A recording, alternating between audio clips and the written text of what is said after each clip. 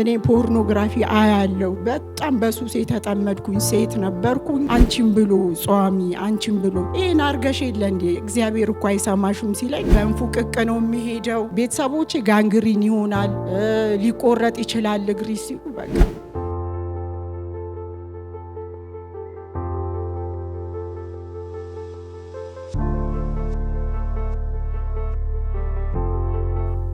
ስሜ ውዲት ይባላል።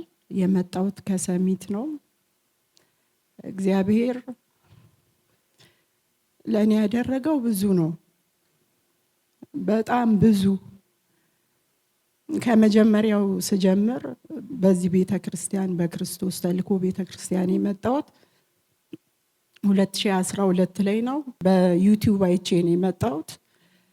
አማኝ ነኝ፣ ግን በመንፈስ ማለት አብ ወልድም መንፈስ ቅዱስን አምናለሁ፣ ግን የእግዚአብሔርን ኃይል አላውቀውም። እና ሰዎች ሲወድቁ ራሱ ምንም ሴንስ አይሰጠኝም። ለምንድን ነው የሚወድቁት ብዬ ምንም በቃ ለኔ የሚሰጠኝ እንትን የለም። ግን እውነት ከሆነ መንፈስ ቅዱስ የሚነካ ከሆነ ብዬ እዚህ የክርስቶስ ተልእኮ ቤተክርስቲያን መጣሁ። በወቅቱ እኔ 9 ሰዓት ነበር የደረስኩት። የእግዚአብሔር ሰው 9 ሰዓት የደረሳችሁ ውጡ ሲል እኔ ደነገጥኩኝ። ማለት እንዴ ሊያቅቻለ ብዬ ግን ወጣሁኝ። ስወጣ ከጎንና ከጎኔ አሉ ሌላ ሰዎች። ከዛ መጥቶ ግንባሬን ሲነካው እንደ አውሎ ንፋስ ነው እያሽከረከረ ይወሰደኝ። ስጮ እሰማለሁ፣ ግን ራሴን ምንም እንትን ማለት አልቻልኩም፣ መግዛት አልቻልኩም። ወደኩኝ ማለት ነው። ስወድቅም ደግሞ ከባድ የሆነ የእግዚአብሔር መንፈስ የሆነ ይጫነኛልና ከዛ በኋላ በቃ ኃይሉ ገባብኝ ማለት ነው፣ የእግዚአብሔር ኃይል። ከዛ ግን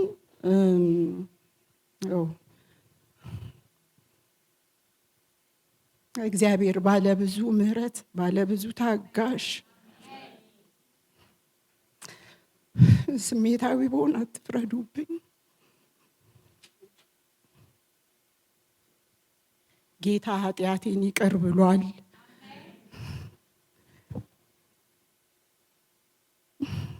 ነውሬን አስወግዶታል። ልጁ አድርጎኛል፣ ቀድሶኛል።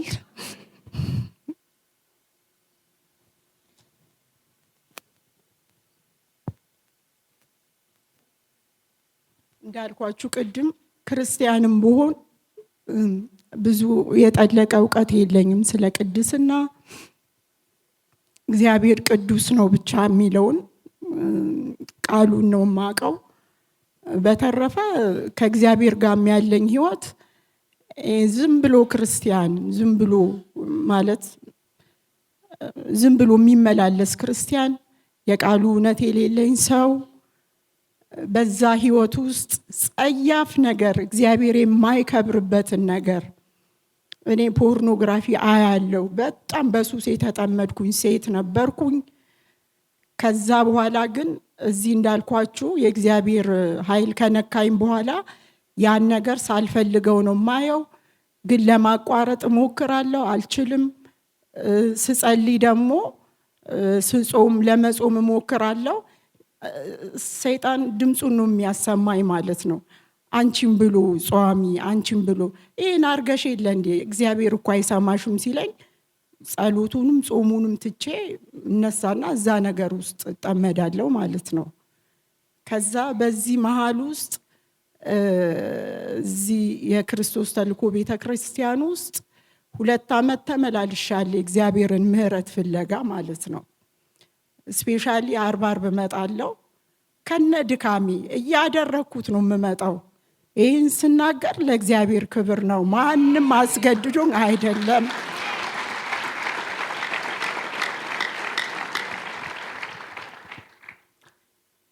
እና ሁል ጊዜ ራሴና ያለው በቲቪ ማለት ነው ከፕሮግራሙ በኋላና እወድቃለሁ አሁንም። ከዛ ያማደርገውን ድርጊት ቅድም እንዳልኳችሁ የሚያጸይፍ የእግዚአብሔርን ክብር የማይመጥን መንፈስ ቅዱስን የማይመጥነውን ድርጊት አደርጋለሁ፣ አቃተኝ። ከዛ በኋላ ግን አንድ ቀን እኔ እግዚአብሔርን ሰው በጣም አከብረዋለሁ፣ እወደዋለሁ፣ የእግዚአብሔር ሰው ስለሆነ ማለት ነው። እና አንድ ቀን በጉባኤው መሃል መጣ ማለት ነው። እየጸለየ የእግዚአብሔር ምሕረት ትዳሬን ተመልከት፣ የእግዚአብሔር ምሕረት እየኝ ተመልከተኝ፣ የምሕረት አይኖች እየኝ እያለ ሲጸልይ ከዛ ከኋላዬ መጥቷል እና ሲነካኝ ነው ማስታውሰው። ራሴን እዚህ ጋር ነው ያገኘሁት ማለት ነው። ከዛ እጮሃለሁ። በኋላ በቃ ወድቄያለሁ፣ አይወድቁ አወዳደቅ። ከዛ በኋላ ፕሮግራሙ አልቆ ወደ ቤት ተመለስን ማለት ነው። ከዛ ስልኬን አየው። ስልኬን ሳይ እንዴ ፍላጎቴ፣ የኃጢአት ፍላጎቴ ጠፋ። እውነቴን ነው፣ እግዚአብሔር ይመስገን።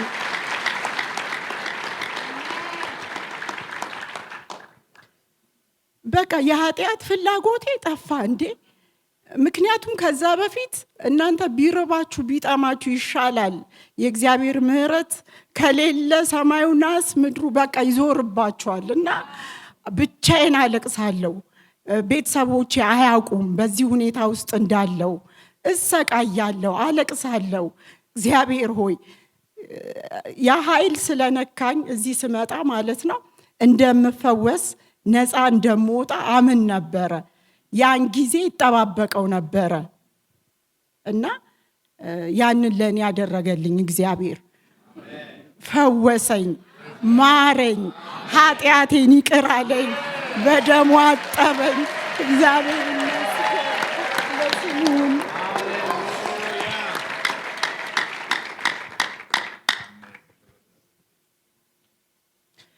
ከዛ በኋላ በነገራችን ላይ እዚህ ጋር መጥቶ መመስከር በራሱ የእግዚአብሔር ፍቃድ ሲሆንላችሁ ነው። እግዚአብሔር ሲፈቅድ ብቻ ነው እንጂ ማንም ሰው እዚህ ጋር መጥቶ ሊቆም አይችልም። የእግዚአብሔር ኃይልና ህልውና ነው ስላለ ማለት ነው። እኔ ለዚህ ቀን ያበቃኝ እግዚአብሔር ነው። ምክንያቱም ብዙ ጊዜ ሞከርኩ፣ ፈራለው፣ ብዙ ጊዜ ፈራለው። ከዛ ግን ሴል ከጀመርም በኋላ ይሄ በቃ ቤተሰባዊ ነገር አለና ሴል ውስጥ እዛ እድሉን አገኘው። እንወያያለን፣ እናወራለን።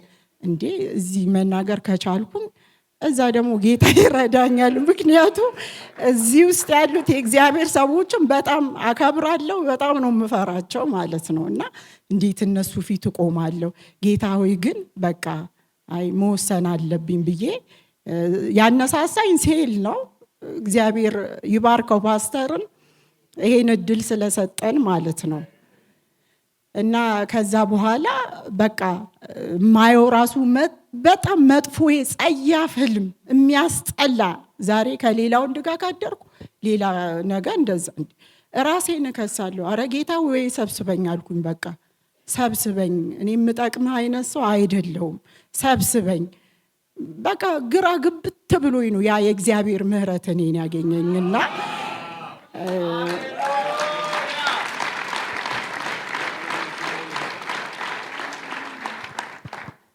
እና እግዚአብሔር የተመሰገነ ይሁን። እግዚአብሔር አምላኬ ክብሩን ይውሰድ። ምክንያቱም እኔን ሲምረኝ አላፈረብኝም። እንደሞ ስራውን ለዓለም በቃ ይሄ ዓለም ላይ ነው የሚታየው። ዓለም ይኸው በቃ እግዚአብሔር የተመሰገነ ይሁን። ሌላው ምስክርነቴ ምንድነው? ግርሽ ዝም ብሎ ነው የቆሰለው። መኪና ናልፈወስ አለ አልፈወስ አለ። አው ዛሬ ነው ታከሟል ማለት ያለው። እሱን ማለት ነው እንጂ ጌታ የማይፈውሰው የለም። አሜን።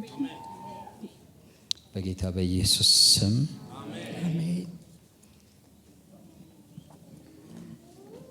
በጌታ በኢየሱስ ስም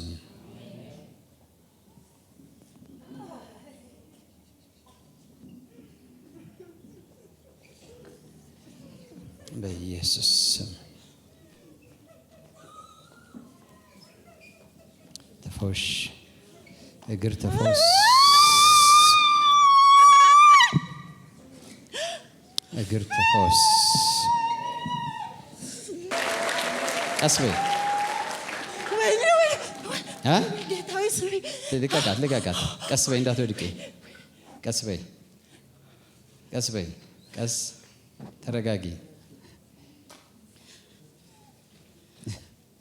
ቁስሉን ረሳቸው። እግሯን አይታችኋታል እንዴት እንደሆነ? እግሯን እዩት። በዚህ እግር ነው እየዘለለች ያለችው። በመኪና አደጋ የተጎዳ እግር ነው። አሁን ያያችሁት ቪዲዮ ሃየር ላይፍ እማር ነበር። ሃየር ላይፍ እየተማርኩኝ፣ ምክንያቱም አሁን እግዚአብሔርን ወደ ማወቅ እውቀት እየገባሁኝ ነው። የእግዚአብሔርን ሕይወት እየተካፈልኩ የምኖርበትን የቃሉን ብርሃን ላውቅ ነው የምመጣው እዚህ ጋር። ጠላት ደግሞ እግሬን በመኪና አደጋ አገኘኝ። ከዛ በፊት ግን ኢሳይያስ 53 ላይ ያለውን ቃል እኔ መንፈስ ቅዱስ ነው የሚሰጠኝና እርሱ ስለመተላለፋችን ቆሰለ፣ ስለ በደላችን ደቀቀ የሚለውን ቃል ከዛ ለማን ነው ብዬ አልጸለይኩም። ከቤት ወጣው ማለት ነው። ከዛ ከቤት ስወጣ እውነቴን ነው የምላችሁ፣ እንደዚህ ኮብልስቶን አለ፣ እንደዚህ እንዲታጥፎ የገጨኝ ታክሲ አለና ወደኩኝ። ከዛ በኋላ በቃ ፌንት አድርጌያለሁ፣ ራሴን አላቅም። ከዛ ሆስፒታል ወሰዱኝ። ሆስፒታል ሲሄድ ወንድሜ ተጠራ ማለት ነው። ከዛ በኋላ ነው ራሴን ያወቅኩት። እንዴ እግሬን አያዋለሁ፣ ወይኔ ጌታ ሆይ በቃ ግደለኝ አልኩኝ። እንደዚህ ሆኜ ከምኖር ግደለኝ ነው ያልኩትኝ። ከዛ በኋላ ሴም ቲቪን አሁንም በእውነት እግዚአብሔር ይባረክ ስለ ሴም ቲቪ ማለት ነው። ምክንያቱም ብዙ ሰዎች በጨለማው ዓለም ያሉ አሉ፣ ፈውስን አጥተው አልጋ ላይ የተኙ ሰዎች አሉ። ያ እነሱን ይደርሳል ማለት ነው። እና ስለዚህ እግዚአብሔርን አመሰግናለሁ። ከዛ ላይቭ አያለው አርብ አንድ ቀን ነው ያየሁትኝ። ሌላም ጊዜ ተደርጎ የሚያቅም አይመስለኝም። ዙም እየታየ ነበር፣ እኔ አልገባውም ዙም ውስጥ። ከዛ እሱ ይጸልያል፣ ጌታ ሆይ ኃጢአቴን ይቅር ያለ ኃይል አሁንም እዚህ ቁስል ላይ ኃይል ይገለጣልኩኝ። ከዛ እንደዛ እሱ በኃይል ነው የሚጸልየው፣ አሜን እያልኩኝ ነው የምወስደው። ከዛ በኋላ በጸሎቱ ማለት እግሬ ባሰ ውጥርጥርጥር ሲል ወይኔ ጌታ ሆይ በቃ አመመኝ። ሲያማችሁ ደግሞ ቀላል እንዳይመስላችሁ፣ ቀላል እንደ ቤተሰብ ሊሰለቻችሁ ይችላል። ሽንት ቤት ለመሄድ ትቸገራላችሁ። እኔ የምወደውን ቡና እንኳን አልጠጣም፣ በቃ ላለመሄድ ማለት ነው። በእንፉቅቅ ነው የሚሄደው። ወይኔ ጌታ ሆይ በቃ ስለቴን አስገባለሁ፣ አንተ ብቻ ፈውሰኝ አልኩኝ ማለት ነው።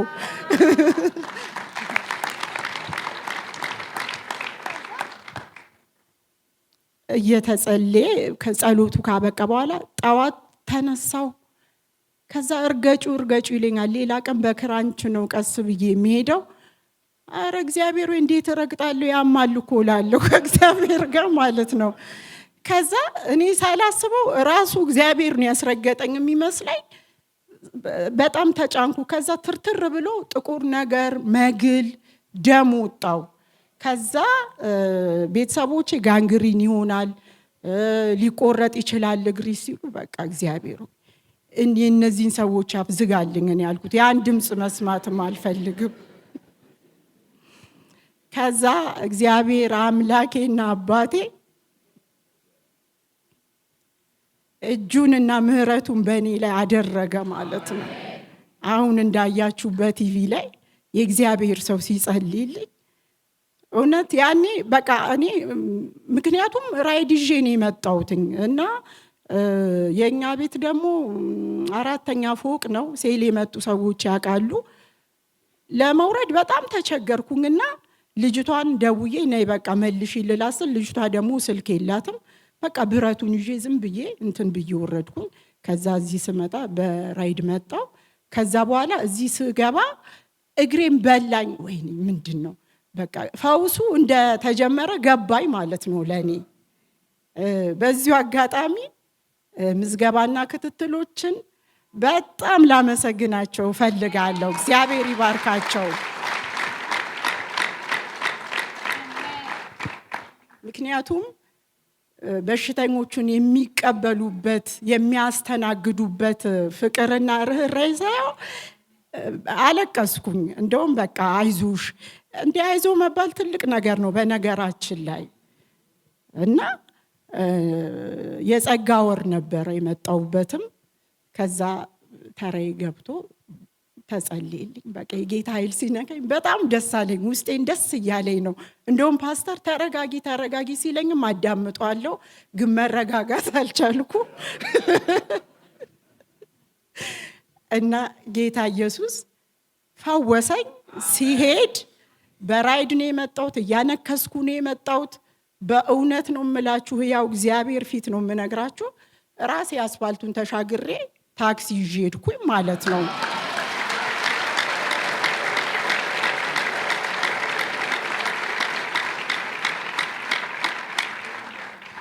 ይህን ስላችሁ ቁስለቱ እንዳለ እብጠቱ እንዳለ ነው። የእግዚአብሔር ኃይል ስለነካኝ ሄድኩኝ ወደ ቤቴ። ከዛ ደረጃውን በስነ ስርዓት ወጣው። ጌታው ይፈውሰኛል ማለት ነው አልኩኝ። ከዛ ቤት ስገባ ደነገጡ። እነሱ የጠበቁት እንዲህ ያነከስኩ እንዴት እንዴ ዳንሽ አሉኝ። እንዴ የእግዚአብሔር ኃይል እኮ ነው የነካኝ፣ እንዴት አልድንም አልኳቸው።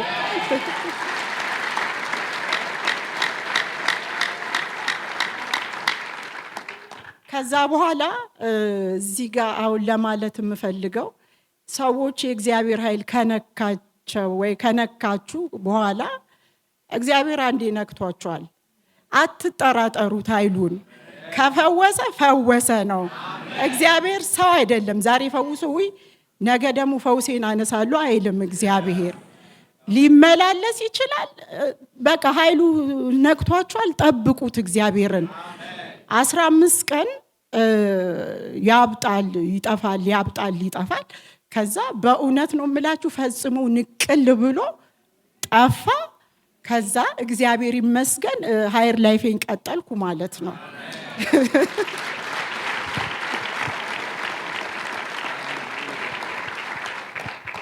ሃየር ላይፌን ቀጠልኩኝ።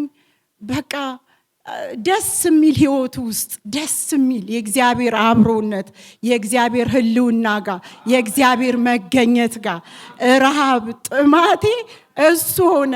ያ ቆሻሻ ነገሬን አስወገደው። አሁን ለምስክርነት ስለመጣው ነው እንጂ ምንም ራሱ አላስታውስም። እግዚአብሔር ይቅር ሲላችሁ ይቅር ነው የሚላችሁ። በቃ አያስታውሰውም እግዚአብሔር ካላስታወሰው ደግሞ እናንተ ማስታወስ የለባችሁም። እንዳላስታውሰው እንኳን ሚሞሪው ነው ከአይምሮዬ ላይ ያወጣው ማለት ነው።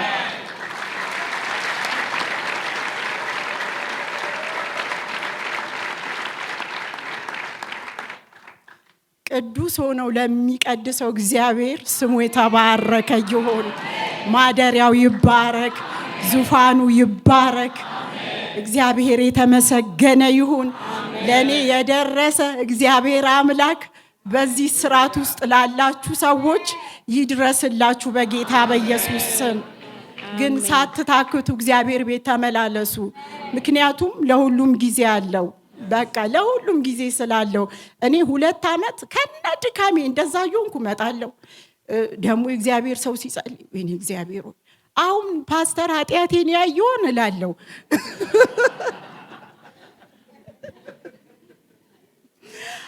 እንግዲህ ኃጢአቴንም ካየ በሱ ውስጥ አልፈ ምሰራ አንተ ነህ። እሱ ሲጀመር በቃ በእግዚአብሔር ኃይል ስለሆነ የሚያገለግለው ሰውን አይደለም የሚያየው። እና ሁሌ ወድቃለሁ፣ ግን በቃ ጌታ አንድ ነገር አለ ብዬ ነው። ያ እምነት ያስፈልጋችኋል። እግዚአብሔር እውነት በቃ እግዚአብሔር ስሙ ከዘላለም እስከ ዘላለም የተባረከ ይሁን። አሜን አሜን። ሃሌሉያ